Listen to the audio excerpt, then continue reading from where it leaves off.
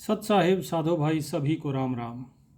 नहीं कर्मी पतिव्रता के अंग में बंदी छोड़ गरीबदास महाराज राजा हरिश्चंद्र के बारे में बताते हैं और कहते हैं कि राजा हरिश्चंद्र को विश्वामित्र जी आते हैं उनकी परीक्षा लेने के लिए।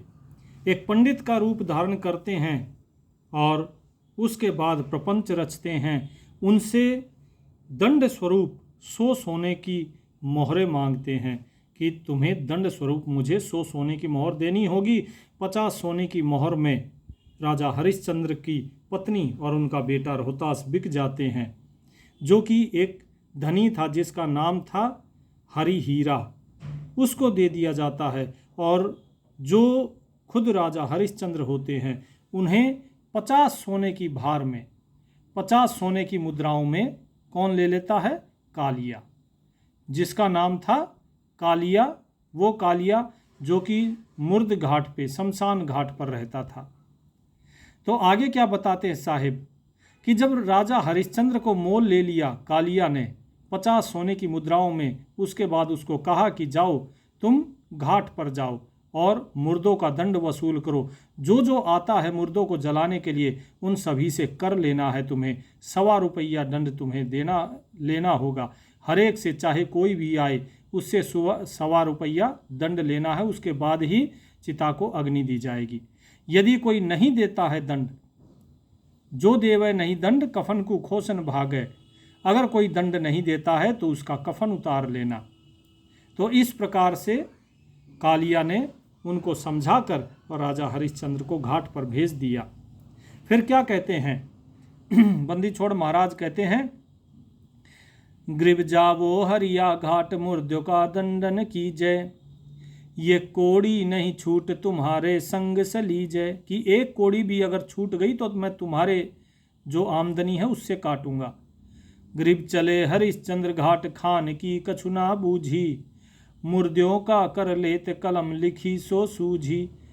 कि जो है घाट पर चले गए राजा हरिश्चंद्र, लेकिन कालिया ने, जो चांडाल था कालिया, उसने खाने की नहीं पूछी कि तुम्हें भूख लगी होगी, कुछ खाना है कि नहीं खाना है, और भूखा ही उन्हें भेज दिया। मुर्दों का कर लेते हैं राजा हरिश्चंद्र और कलम लिखी को देखते हैं कि भाग्य ने क्या लिखा है मेरी किस्मत में, मेरी तकदीर में। अनजल कुछ नहीं खाई प्राण को देत कसोटी, निराधार आधार कर्म ना ऐसी ओठी। बीत गए 10 रोजो दर्द मान्या नहीं कोई, गए कालिया घाट गुलाम कहो विधि सोई। अन्न जल की कुछ नहीं पूछी कालिया ने, और राजा हरिश्चंद्र ने भी कुछ नहीं कही, क्योंकि अब राजा हरिश्चंद्र उसके गुलाम थे। जैसे स्वामी रखेगा वैसे ही रहना है। अब प्राणों को कसौटी पे कसना था। क्या कहा? कसौटी, कसौटी पे कसना था कि प्राण जो हैं अब इस पर खरे उतरते हैं कि नहीं। उस निराधार का आधार मानकर और अपने कर्मों को स्वीकार करके राजा हरिश्चंद्र अपना कर्म करने लगे। 10 रोज जब बीत गए, उन्होंने कोई इस चीज़ की दर्द नहीं माना कि मैं 10 रोज से भूखा हूँ। भूख के मारे उनका हाल बुरा हो गया। अब कालिया जो है वो घाट पर आते हैं और पूछते हैं कि गुलाम बताओ कैसा चल रहा है, किस विधि सोई, किस प्रकार से हो। अनुपान कहाँ कीन शहर में आए नाही, हमो न कीन है याद कहाँ तुम भोजन पाही। कि तुमने कुछ अन्न जल, कुछ जलपान ग्रहण किया कि नहीं, और तुम शहर में भी नहीं आए, और हमें भी याद नहीं रहा, और तुमको हमने भोजन नहीं दिया। तो इसके लिए क्षमा याचना करते हैं। तुम हम लीन मोल सरे बिकते बेजारा, फिर हम पठिए घाट बजावे हुक्म तुम्हारा। दीनी हाट बताए नगर काशी स्थाना, जो मांगे सो द्योहता ही भोजन परवाना। क्या कहते हैं हरिश्चंद्र जी? बोले जी तुमने हमें मोल लिया है और सरे बिकते हुए बाजार में तुमने मुझे खरीदा है। उसके बाद आपने मुझे घाट पर भेज दिया और तब से मैं आपका हुक्म बजा रहा हूँ, तो भोजन कहाँ से करूँगा। तो कालिया ने क्या कहा कि भाई आप जाओ, और बाजार बता दिया, दीनी हाट बताए, काशी नगर स्थाना, काशी नगर में वो स्थान बता दिया, हाट में, बाजार में, कि वहाँ जाओ, वहाँ से तुम्हें जो चाहिए, जो मांगे सो दे, जो तुम्हें चाहिए वो तुम्हें मिल जाएगा। और भोजन का परवाना भेज दिया कि भाई ये जो भी मांगे इसे दे देना। अब चलते हैं राजा हरिश्चंद्र। ग्रीब सतवादी नर संत लिए आधु सातुवद सेरी, तामे दीजय घोल खांड मिष्टार पसेरी। आनंद सेन कुम्हार बसे एक नगरी माही, हरिश्चंद्र बर्तन लेने चले तिसके घर जाही। अब देखिए, सत्यवादी राजा हरिश्चंद्र संत हैं, जो संत हरिश्चंद्र, उन्होंने आधा सेर सत्तू लिया और उसके अंदर एक पाव यानी कि पौसेरी यानी कि एक पाव उसमें खांड डलवा ली, मीठा डलवा लिया। और उसके बाद वो चलते हैं। अब किसी बर्तन में तो वो मिला के खाएंगे, तो अब बर्तन के लिए वे कुम्हार के पास जाते हैं और आनंद सेन उस कुम्हार का नाम बताया जाता है। राजा हरिश्चंद्र बर्तन लेने के लिए उसके घर जाते हैं। तो क्या कहा, ग्रीब सुन प्रजापति सुखन हमारा, सुन तुम लीजे, एक बर्तन जो मोह मोलता का कह दीजे। ग्रीब आनंद सेन कुम्हार कहे हरिश्चंद्र सो ब्याता, तुम पंथी कित जाई कहाँ है तुमरा साथा। कहते हैं कि हे कुम्हार जी, प्रजापति जी, हमें एक बर्तन दे दीजिए और उसका मोल बता दीजिए। आनंद सेन कुम्हार ने कहा कि हरिश्चंद्र को कि तुम पंथी लगते हो, पथिक लगते हो, कहाँ से आ रहे हो और कौन है तुम्हारे साथ या अकेले हो। तो क्या कहते हैं, ग्रीब हम हैं मुरद फरोस घाट के रहने हारे, लिए का लिया मोल भार 50 दिया रे। ग्रीब धेला बर्तन दीन हरिश्चंद्र घाट सिधारे, सातु घोल बैठ माही मिष्ठानम डारे। क्या कहा, आनंद सेन कुम्हार को कहा उन्होंने कि भाई हम तो मुर्द फरोस है, घाट पर रहते हैं, कालिया ने हमें मोल लिया है 50 स्वर्ण मुद्राओं में। एक धेले का बर्तन दिया और राजा हरिश्चंद्र बर्तन लेकर घाट पर आ गए। सत्तू को घोला, उसमें जो खांड थी वो खांड डाली और उसके बाद भोजन करने ही वाले थे कि अचानक एक पंडित याधीन जाचिंग्या आन करी है, दुर्बल अति कंगाल हमो बहु भीर परी है, हम खुद्यावंत कंगाल हमारी तिरखा मेटो, सर्वस देई उठाए हरिश्चंद्र नी लेटो। ये पंडित जो बड़ा ही आधीन, जो याचना करता है और कहता है कि मैं बड़ा दुर्बल हूँ, कंगाल हूँ, मेरे ऊपर बड़ी भारी विपत्ति पड़ी है, भूखा हूँ, मेरे पास भोजन करने के लिए कुछ भी नहीं, खुद्यावंत हूँ अर्थात बहुत भूखा हूँ, आप हमारी भूख प्यास मिटा दो और जो भी आपके पास भोजन का है कृपया वो मुझे दे दो। तो राजा हरिश्चंद्र ने क्या किया, सर्वस देई उठाए हरिश्चंद्र धरनी लेटो। राजा हरिश्चंद्र ने सब कुछ अपना उसको दे दिया और कहाँ, धरती पर लेट गए। सर्वस दिया उठाए हरिश्चंद्र ढील न लाई, जो चाहे सो होए हमारा सत नहीं जाए। फिर 12 दिन गए बीत तिब नगरी आया, सातु सेर तुलाई तहाँ मिष्ठानम घलाया। क्या हुआ कि राजा हरिश्चंद्र ने क्या कहा कि मेरा सत्य नहीं डिगेगा, हमारा सत्य नहीं जाई, कि मेरा सत्य नहीं डिगने दूंगा मैं, चाहे जो हो जाए, चाहे प्राण चले जाएं। और राजा हरिश्चंद्र ने अपना सब कुछ जो भी भोजन था वो सारा का सारा पंडित को दे दिया, उसमें जरा भी विलंब नहीं किया। उसके बाद 12 दिन फिर से बीत गए। उसके बाद फिर आते हैं और आकर 7 शेर, इस बार सत्तू कितना, 1 शेर तुलवाया। 1 शेर सत्तू और उसके अंदर खांड डलवा के राजा हरिश्चंद्र फिर पहुंचते हैं घाट में और सारी सामग्री वो संजो कर बैठे ही थे कि फिर से वही जो दुर्बल जो पंडित पहले आए थे वो फिर आधम के। फिर वहाँ पहुँचे घाट सामग्री संजम कीन्हा, वे दुर्बल दरवेश आन जा चंग्या कीन्हा। ग्रीब सर्वस द्योह उठाई भूख लागी अति भारी, तुम दाता इबदाल भिक्षुक हो फिरो भिखारी। ग्रीब सर्वस दिया उठाए हरिश्चंद्र प्राण समोए, लीला लिखी लिलाट रहे मन मंजन धोए। क्या कि पहले जो है वो घाट पहुँचे, वहाँ पर वे दरवेश वही जो दुर्बल पंडित थे वो फिर से आ गए। उन्होंने फिर से क्या की, जाचंग्या अर्थात याचना करी क्या याचना की कि जितना भी है वो सब कुछ हमें दे दो, हमें बहुत भूख लगी है। तुम बड़े दानी दाता हो और मैं भिक्षुक हूँ, मैं भिखारी हूँ। तो हरिश्चंद्र ने सब कुछ उसको उठाकर दे दिया, क्योंकि जब सब कुछ मांगा तो देना ही था।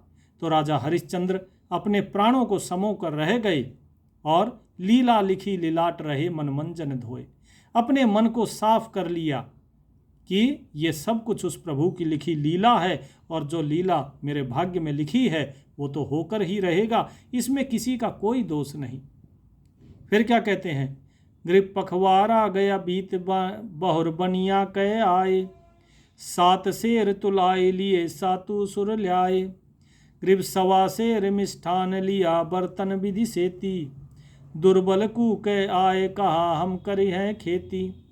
अब देखो फिर से जो है वो जाते हैं, एक पखवाड़े के बाद 7 शेर तुलवाते हैं सत्तू। अब 7 शेर इसलिए तुलवाया था कि काफ़ी दिनों का एक साथ में ले चलता हूँ, किस लिए बार बार आना जाना, क्योंकि शहर दूर था। उसके अंदर उन्होंने 1.25 शेर मिष्ठान डलवा लिया, अर्थात मीठा डलवा लिया, और बर्तन जो है बर्तन भी ले लिया बड़ा, जिसमें रखना होगा। और जो दुर्बल जो पंडित थे वो फिर से पहुंच गए, कूके अर्थात पुकार करते हुए फिर से आ गए। कहा हम करी हैं खेती, कि भाई हमारे पास खेती तो है नहीं, हम तो केवल मांग कर ही अपना भोजन लेते हैं। तो इन्होंने क्या कहा, राजा हरिश्चंद्र ने, आधा लीजिए देव बहुत हम भोजन ल्याए, सर्वस दीजिए मोहे तुम्हारा बिरद फलाए। अब देखो राजा हरिश्चंद्र कहते हैं कि आप आधा ले लीजिए देव, क्योंकि हम बहुत लेकर आए हैं, थोड़ा नहीं है। लेकिन पंडित क्या कहते हैं, पंडित कहते हैं कि आधा नहीं, मुझे तो सारा ही चाहिए। तुम्हारा बिरद फैलाए, फैलाए अर्थात फैलना, बिरद अर्थात तुम्हारी महिमा, तुम्हारी कीर्ति फैलेगी। तो क्या कहते हैं कि सर्वस दिया उठाए हरिश्चंद्र हरि के प्यारे, जुग जुग बिरद फलंत सही हम भिक्षुक थारे। ग्रीवरान अब इन्होंने अपना सारा जो था 7 शेर वो सत्तू और मीठा सब कुछ दे दिया। हरिश्चंद्र हरि के प्यारे, हरि के प्यारे थे, तो इसीलिए उन्होंने सब के अंदर उस परमात्मा को देखा और वो सब कुछ दे दिया, और युगों युगों तक उनकी कीर्ति फैल गई। अब इस भेद को समझिए भगत जियों, कि हम तो अपना पेट भरते हैं, उसके बाद बचे तो कुछ देते हैं, लेकिन राजा हरिश्चंद्र दूसरे का भरते हैं। ये सत्यवादी होना कितना कठिन है।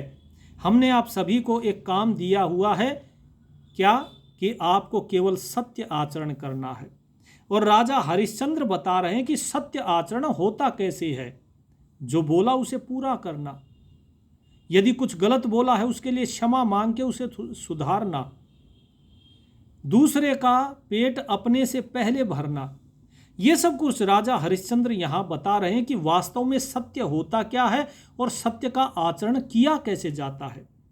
उनको अपने प्राणों की चिंता नहीं है।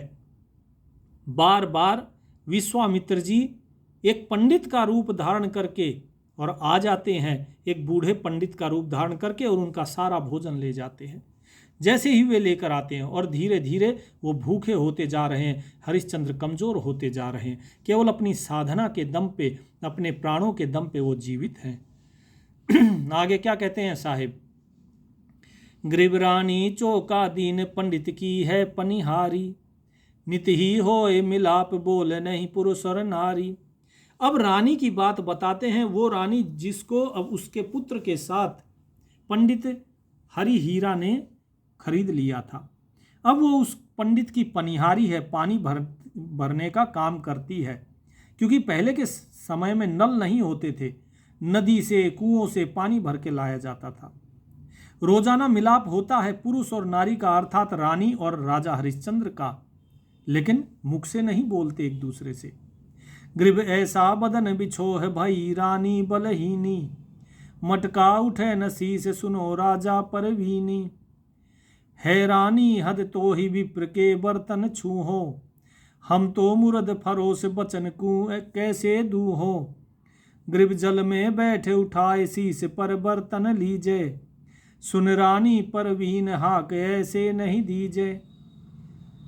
क्या कहा कि ऐसा बदन बिछोह जब से बिछड़ी है रानी राजा से, तब से वो बलहीन ही हो गई, उसका बल घट गया है। वो मटका भरने आती है नदी से, मटका तो भर लिया लेकिन अब वो शीश पर नहीं उठा पा रही है। तो वो राजा से कहती है कि हे राजा परवीन, हे चतुर राजा सुनो, हे धर्म ध्वजा पालक आप मेरी विनती सुनिए, मुझे मटका उठवा दो। क्या कहते हैं राजा हरिश्चंद्र, हे रानी हद कर दी तुमने। अरे तुम विप्र की दासी हो, तुम एक ब्राह्मण की दासी हो और मैं तुम्हारे बर्तन छूऊंगा? बिल्कुल नहीं, मैं तो मुर्द फरोश हूं, मैं अपना वचन भंग नहीं कर सकता हूं। मुझे अब मेरे धर्म का पालन करना है, एक मुर्द फरोश के धर्म का पालन करना है, मैं हाथ नहीं लगा सकता।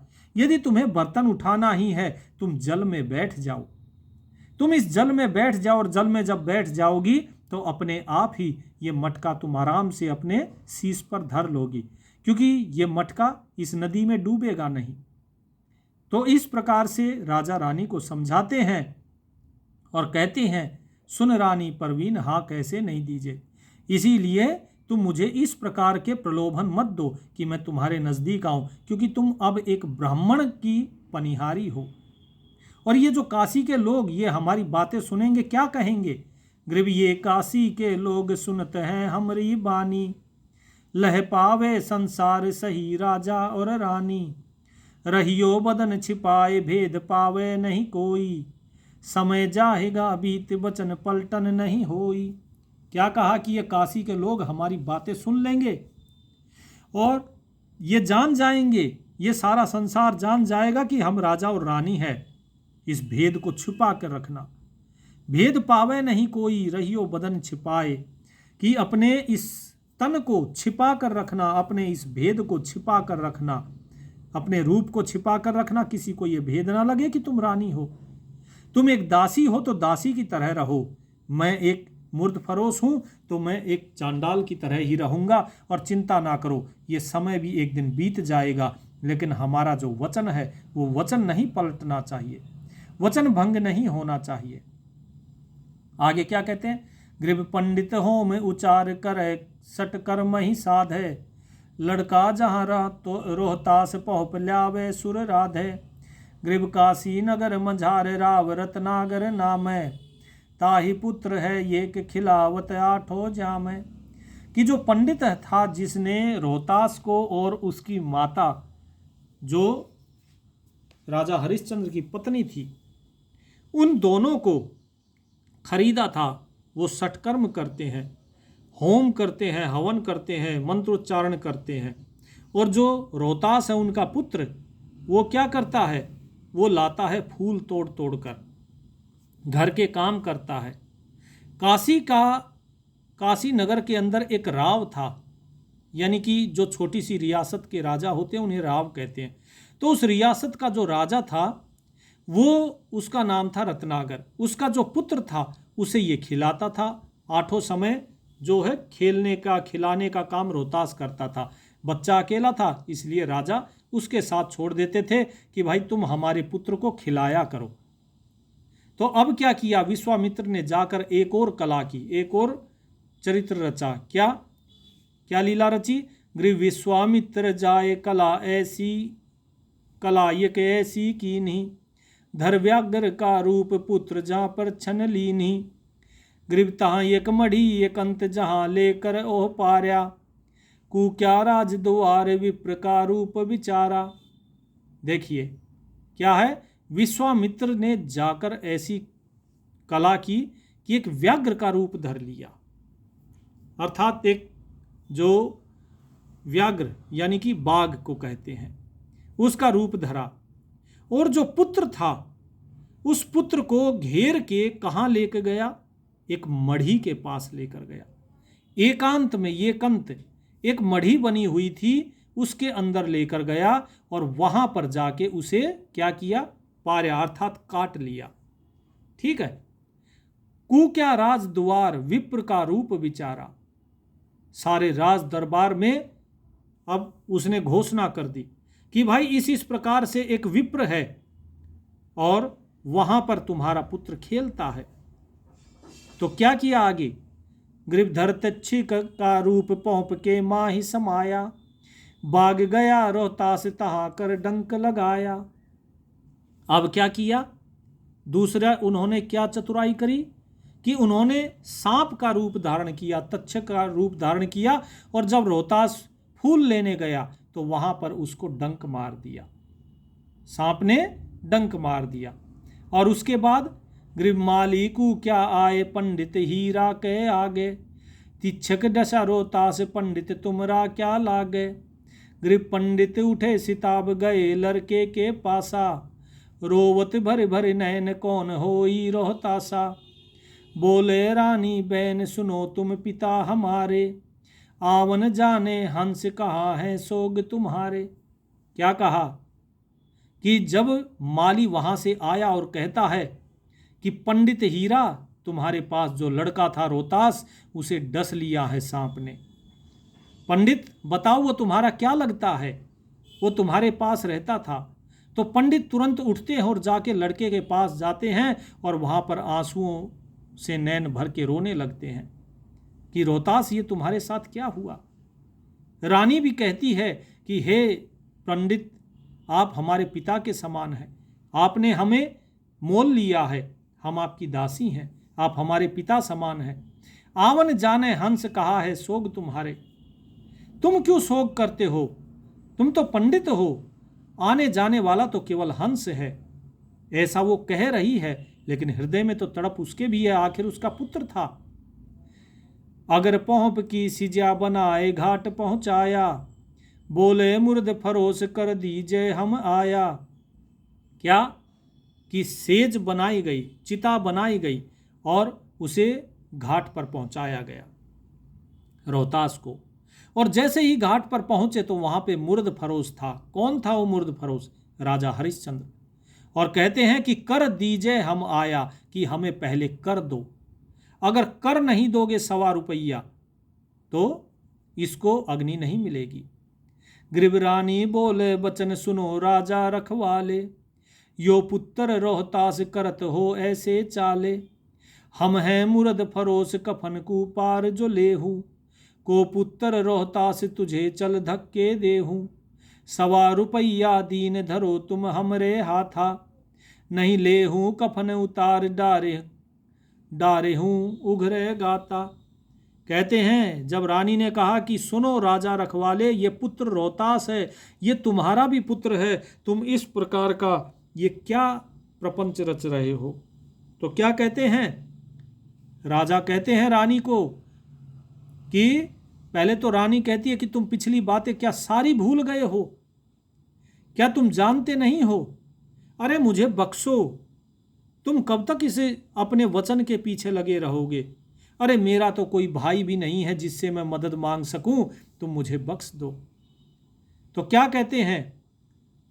राजा कहते हैं 1.25 रुपया दीन धरो तुम हमरे हाथा, तुम मेरे हाथ में 1.25 रुपया दो, नहीं तो मैं तुम्हारा कफन उतार लूंगा और इसे ऐसे ही डाल दूंगा। तो क्या कहते हैं? ग्रीब खींच लिया जद कफन करी करुणा नहीं कोई, जल में दिया बहाए यहाँ संगी नहीं कोई। तो राजा हरिश्चंद्र ने कफन खींच लिया, कोई करुणा नहीं दिखाई, और उठा के उस कफन को जल में बहा दिया और कहा यहाँ कोई किसी का संगी नहीं है। ग्रीब झंखड़ जिया चलाए घटा घन घोर उठाई, रानी बदन छिपाए मढ़ियन में जाई। क्या? रानी बदन छिपाए बैठी मढ़ियन में जाई। अब देखिए यहां पर पहले ही लीला रच चुका है। कौन? ऋषि विश्वामित्र ने रच दी लीला। मढ़ी के अंदर कौन था? मढ़ी के अंदर जो राजा था, जो राव था वहां का, उसका जो बेटा था, उसको काट कर उसको खाकर वहां डाला हुआ था। और अब झंखड़ दिया चलाए, यानी कि तूफान चला दिया, धूल भरी आंधी और घनघोर घटा उठाई। तो जो रानी थी वो रानी अपने आप को छिपाने के लिए उसी मढ़ी में जाकर बैठ गई। गरीब को क्या राज द्वार पुत्र तेरा बतलाऊं।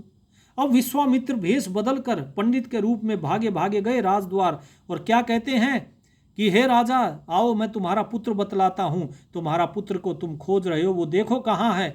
एक डायन बैठी खाए, चलो प्रगट दिखलाऊं। कि एक डायन तुम्हारे पुत्र को खा रही है, चलो तुम्हें प्रगट दिखलाता हूँ मैं स्पष्ट। ग्रीवरानी नींद उपाय, मढ़ी के माहि सुलाई। गोद डार कर अस्थिराव कूले दिखलाई। ग्रीव धड़ तो ली ना खाए। क्या कहा कि धड़ तो ली ना खाए, देख पग शीस पड़े हैं। डाइन मसक अड़ाए, दूत सिर घाट खड़े हैं। कालिया लिया बुलाए, राप को पे बहुभारी। डाइन तोरो बेग, पुत्र खाए अधिकारी। तो क्या बताते हैं कि जब तूफान चला, रानी उस मढ़ी के अंदर जाकर छुप गई, तो वहां बैठे बैठे उसे नींद आ गई और मढ़ी के अंदर ही वो सो गई। और जब सो गई तो विश्वामित्र ने क्या किया, उसकी गोद में जो हड्डियां थी वो हड्डियां डाल दी और राजा को कहा कि आओ तुम्हें मैं दिखलाता हूं, ये देखो धड़ देखो, तुम्हारे पुत्र का धड़ इसने खा लिया है, केवल पग और शीश बचे हुए हैं, पैर और सर बचा हुआ है, बाकी खा लिया इसने। इस डायन जो है, इस डायन को अभी सूली चढ़ाओ। दूत सिर घाट खड़े हैं। सारे दूत राजा के जो थे वो घाट पर खड़े थे। कालिया लिया बुलाए, राव को पे बहु भारी। जो राजा था, राजा बहुत क्रोधित हो गया, उसने कालिया को बुलाया और क्या कहा, डायन तोरो बेग, पुत्र खाए अधिकारी। किसने मेरा उत्तराधिकारी जो पुत्र था वो खा लिया, इसे तुरंत ही सूली पर चढ़ा दिया जाए, फांसी चढ़ा दिया जाए इसे। इस प्रकार की आज्ञा दी। तो कालिया मिस्री सूत, ग्रीव कालिया मिस्री सूत, दई हरिया के हाथा। डायन का सिर काट, गंग में डारो गाता। तो मिस्री क्या होता है? मिस्री होती है तलवार। वो खाने वाली मिस्री नहीं है। मिस्री का अर्थात तलवार। कि कालिया के हाथ में तलवार पकड़ाई। हरिया जो कालिया, हरिया किसको कहा? हरिश्चंद्र को। कालिया ने हरिया के हाथ में तलवार पकड़ाई और कहा, डायन का सिर काट, गंग में डारो गाता। इस डायन का सिर काट के और इसका गात जो है, इसका शरीर गंगा में फेंक दो। घाली तेज अचान, विशंबर कूकर थंबे। परमानंद प्रतीत गड़े हैं सत के खंबे। ग्रीव लीली धज नख लाल, श्याम है रूप मुरारी। श्वेत छत्र सिर शीस, देखते हैं काशी सारी। और जब काशी के राजा के पुत्र की बात आई तो सारी काशी नगरी इकट्ठी हो गई और देख रही है किस प्रकार से हरिया के हाथ में तलवार चमक रही है। और तलवार जैसे ही उसने उठाई, घाली तेज अचान, जैसे ही उसने अचानक से तलवार उठाई मारने के लिए, तो विशंभर कूकर थंबे, कर माने हाथ, विशंभर ने आकर उनका हाथ पकड़ लिया, भगवान विष्णु ने आके। परमानंद प्रतीत गड़े हैं सत के खंबे।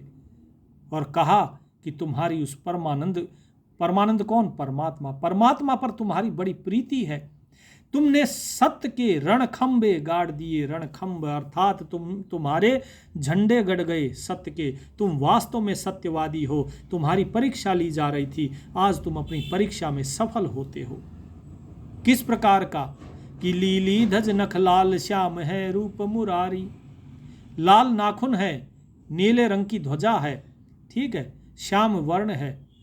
श्वेत छत्र सिर शीश, देखत है काशी सारी। श्वेत सफेद रंग का छत्र है उनके शीश पर। सारी काशी नगरी इस सारे दृश्य को देख रही है। पकड़ लिए कलह कर हाथ, कला पर गट धरे आए। मांग हरिश्चंद्र मांग, विशंभर नाथ बधाए। ग्रीव बोले हरिश्चंद्र बैन, विशंभर नाथ सुनाए। करिए मोह से बचन, बहोर फिर उलट न जावे। क्या कहा? हाथ पकड़ लिया और अपनी कला प्रकट करी और अपना चतुर्भुज रूप दिखाया और कहा कि मांगो हरिश्चंद्र मांगो। विशंभर नाथ कहते हैं भगवान विष्णु कि तुम्हारा कद आज बहुत बढ़ गया है, मांग अब क्या मांगता है। तो राजा हरिश्चंद्र कहते हैं, विशंभर नाथ को सुनाते हैं, करिए मोह से वचन, कि मुझसे वचन दीजिए पहले, बहोर फिर उलट न जावे, बाद में पलट नहीं जाना। जो मैं मांगूंगा वो देना होगा आपको, वचन नहीं पलटना। तो देखिए कि स्वयं विष्णु भगवान उनके सामने प्रकट हो गए। लेकिन कब प्रकट हुए? जब उन्होंने सत्य का आचरण किया। भगत जियों, उन्होंने अपने सत्य के आचरण में कैसी कैसी परीक्षाएं दी, कैसे दर्द झेले, किस प्रकार भूखे रहे, अपने बेटे बच्चे तक को बेचने की नौबत आ गई, लेकिन अपना वचन, अपना सत्य, उसको नहीं डिगने दिया उन्होंने। तो सत्य का आचरण करना इतना आसान नहीं होता। सत्य के आचरण में किस प्रकार से चला जाता है, ये एक उदाहरण देते हुए राजा हरिश्चंद्र का समझा रहे हैं बंदी छोड़ गरीबदास महाराज। क्योंकि यदि उस परमात्मा से, उस सतगुरु से मिलना है, उस सत्य पुरुष से मिलना है, तो आपको भी सत्य का ही आचरण करके स्वयं भी सत्य ही होना होगा। तभी तो सत्य के साथ मिल सकते हो। तेल कभी पानी के साथ नहीं मिल सकता, वो अलग ही रहेगा। जल के साथ मिलने के लिए आपका स्वरूप जल ही होना चाहिए, तो सत्य स्वरूप के साथ एक होने के लिए आपका भी सत्य स्वरूप ही होना चाहिए और सत्य आचरण ही होना चाहिए। क्या कहते हैं कि भाई आप वचन दीजिए, बाद में पलटना मत। ग्रीव सतयुग द्वापर त्रेता कलु आवेंगे काले, चारों युग पर अमान संत नहीं होए दुखाले। कहते हैं विष्णु भगवान कि सतयुग द्वापर त्रेता कलयुग ये आवेंगे, चारों युग आएंगे, लेकिन चारों युगों में हे संत, जो हमारे संत होंगे वो कभी दुखी नहीं होंगे। मैं तुम्हें देता हूं वचन, जो तुम चाहो वो मांगो। जो गरीब जो इच्छा सो मांग, मुक्ति परलोक पठाऊं। क्या कहा कि जो इच्छा सो मांग, मुक्ति परलोक पठाऊं। जिसमें पलक विमान, तो ही उर्मा ही समाऊं। गरीब पिता काली। अब देखिए क्या कहते हैं कि तुम्हारी जो इच्छा है वो मांग लो। तुम्हें मुक्ति की आशा है, परलोक की आशा है, जो तुम्हें चाहिए वो सब कुछ। चार मुक्ति बैकुंठ की देते हैं। कौन देते हैं? भगवान विष्णु। शायुध, शारूप, शालोक, शाहनीप, ये चार मुक्तियां हैं। बोले ये चारों मुक्ति चाहिए तो ये मिलेंगी, परलोक चाहिए तो परलोक मिलेगा। तुम्हें ऐसे विमान मिल सकते हैं कि एक पल में तुम चाहो तो जहां चाहो वहां जा सकते हो, तो ही उर्मा ही समाऊं और मैं हृदय में तुम्हारे हमेशा निवास करूं, तो ये भी हो सकता है। बताओ तुम्हें क्या चाहिए। क्या कहते हैं? ग्रीव पिता का लिया, मुक्ति होत सूरों की सेना, मुरद बहाए घाट, मुक्ति सब हो ही ये ना। ग्रीव हीरा पंडित चले, मुक्ति परलों को जाई, ता बांधी शु पुत्र चढ़त विमान समाई। ग्रीव अयोध्या काशी नगर चले, बैकुंठ विमाना, अमर लोक ल्यो लीन तहां अस्थिर अस्थाना। अब देखिए क्या कहा। कहते हैं कि जो कालिया है वो हमारे पिता के समान है, उसने हमें खरीदा और हमारा भरण पोषण किया। इस कालिया की मुक्ति होनी चाहिए। जितने ये सूरवीर सेना है, इस सारी सेना की मुक्ति होनी चाहिए। जितने मुर्दे बहाए हैं कालिया ने यहाँ पर इस घाट पे, उस घाट पे बहाए हुए सभी के सभी मुर्दों को मुक्ति दे दीजिए। हीरा पंडित चले, जो पंडित हीरा है जिसने रोहतास और तारा लोचनी रानी को खरीदा था, बोले इनकी भी मुक्ति हो, ये भी परलोक जाए। ता बांधी शिव पुत्र चढ़त विमान समाई। वो अपनी बांदी, अपनी जो उसकी दासियां थी, बांदी अर्थात जो सेविका होती हैं, उनके साथ, उनके पुत्र के साथ वो भी विमान में समा गए, अर्थात वो भी मुक्ति को प्राप्त कर गए। अब क्या कहते हैं? गरीब अयोध्या नगरी, अयोध्या काशी नगर, अयोध्या वहाँ जहाँ के राजा हरिश्चंद्र राजा थे, और काशी नगर जहाँ पर उनको बेचा गया। क्या कहा? गरीब अयोध्या काशी नगर चले, बैकुंठ विमाना, कि ये सभी भी विमान में बैठकर बैकुंठ जाएं, पूरी की पूरी काशी नगरी और पूरी अयोध्या नगरी। अमर लोक लो लीन तहां अस्थिर अस्थाना, और उस अमर लोक में लोलीन हो जाए, अर्थात उसमें समा जाए जहाँ पे अस्थाना, अस्थिर, यानी कि अस्थिर का मतलब स्थिर, स्थान का मतलब स्थान। पहले के समय में ए लगा देते थे। आपने पुराने लोगों को बोलते हुए देखा होगा, जैसे स्टेशन है, स्टेशन को स्टेशन, स्कूल को स्कूल, इस तरीके से बोलते थे। तो अस्थिर और अस्थाना यानी कि स्थिर स्थान। स्थिर स्थान कौन सा है? बोले अमरलोक, कि इन सबको अमरलोक की प्राप्ति हो। तो अमरलोक कौन सा अमरलोक? ये अमरलोक वो सतगुरु वाला अमरलोक नहीं, ये अमरलोक विष्णु जी वाला अमरलोक है, क्योंकि काल ने बिल्कुल ऐसी ही रचना करी है जैसी सतगुरु की रचना है, बिल्कुल हूबहू उसकी कॉपी कर ली इसने, लोगों को, जीवों को फंसाने के लिए। लेकिन यहां पर क्या कहते हैं, गरीब हरिश्चंद्र चढ़े विमान तारा लोचनी रानी, पुत्र चढ़े रोहतास अमरपुर है परवानी। लेकिन राजा हरिश्चंद्र जो है वो चढ़े हैं विमान में तारा लोचनी रानी के साथ, और पुत्र रोहतास के साथ अमरपुर है परवानी, और उस अमरपुर का परवाना उनको मिला और वो अमरपुर गए। तो इस प्रकार भगत जियो ये सारी वाणी आप समझ गए होंगे कि किस प्रकार से सत्य मार्ग पर रहकर आपको अडिग रहकर आपको मुक्ति प्राप्त होती है। क्योंकि यहाँ पे राजा हरिश्चंद्र जो थे वो सत्य का आचरण करते थे, उन्हें सतगुरु नहीं मिले, इसलिए सतगुरु नहीं मिलने के कारण वो अमरलोक तो गए, लेकिन भगवान विष्णु वाले अमरलोक वैकुंठ में गए, और वहाँ पर युगों युगों तक अपने जो भोग थे उन भोगों को भोग कर और फिर से वापस आते हैं। ये सारी चीज़ें अब आगे कलयुग के व्याख्यान में अब साहिब बंदी छोड़ गरीबदास महाराज सब कुछ बताएंगे आगे कि कलयुग में क्या होने वाला है, भविष्यवाणी करी है, वो सारी बातें अब यहाँ पर आपको पता लगेंगी। इसलिए भगत जियों इस बात का ध्यान रखिए, इस बात का खास ख्याल रखिए कि सत्य मार्ग पे चल के ही उस सत्य के साथ एक हुआ जा सकता है। अब इसमें भेद केवल इतना है कि आप सत्य मार्ग पे तो चल रहे हैं, आप सुमरन किसका करते हैं। यदि आप सुमरन करते हैं सत्य पुरुष या सतगुरु का, तो ही आप वास्तविक मुक्ति को प्राप्त कर पाएंगे, वास्तविक अमरलोक या सतलोक जा पाएंगे। अन्यथा अगर आप लौकिक विष्णु का या शिव का ध्यान करते हैं तो काल के लोक में ही रह जाएंगे, उसी अमरलोक या बैकुंठ तक ही रह जाएंगे। ये सारा भेद अब आगे भी खोलेंगे, साहिब सारा भेद खोलेंगे। कलयुग के व्याख्यान में आप ये सारी चीज़ें समझेंगे। कलयुग के बाद जब सतयुग आएगा तब क्या होगा, ये सारी बातें अब आगे साहिब समझाएंगे। तब तक दास को आज्ञा दीजिए। परमात्मा आप सभी का कल्याण करे। गुरुदेव की कृपा सब पर बरसती रहे। सत साहिब।